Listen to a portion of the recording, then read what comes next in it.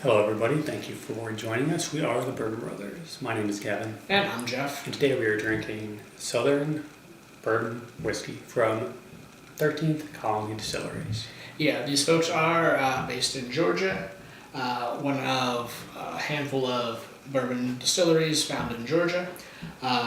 One thing I think is, they got this bottle similar to that Old Forester birthday bourbon. Yep. Slightly different, a little more squared, not quite as rounded off, but... And, like you said, not a lot of transparency on the label. It's not a straight bourbon whiskey, it's Southern bourbon whiskey, which doesn't mean anything. So it doesn't help us kind of figure out what exactly is going on there. It's also straight out of Georgia. Yes. So they did get the straight on the label. Yeah, they did put the straight on the label. Here's what it is. This Southern bourbon whiskey is 95 proof, so that's nice. Yep. And it is non-age statement, Yep. so we'll have to go by our palates there and figure out what is going on. But it's produced, not distilled by, so potentially more than likely sourced as well. I think this is an older bottle.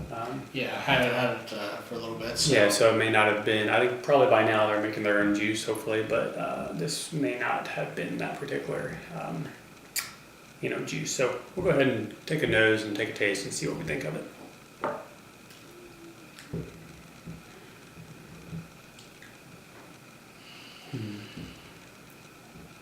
There's a lot going on the nose. It's kind of hard to put my fingers on particular notes here. Yeah, I think it sort of is a little bit more on the sweet spectrum. You got some caramel and butterscotch in there, a little bit of vanilla. Yeah, it's fairly earthy as well. Like hay notes, clay notes. Even, dare I say, a little bit of a milk chocolatey, sort of candy bar type. Yeah, some caramel. There. Yeah. Kind of chocolate and like the candy bar of a Milky Way type thing. Yeah. Pretty creamy, I guess. All right, well, hey, let's jump right into it and take a taste. Cheers.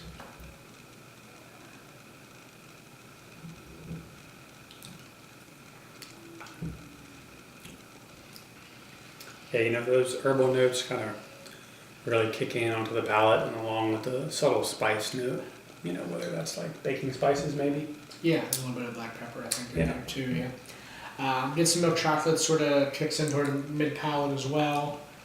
Not quite as much sweet as there was on the nose. Sure. I feel a little bit less sweet. Yeah, I think this is interesting, bourbon.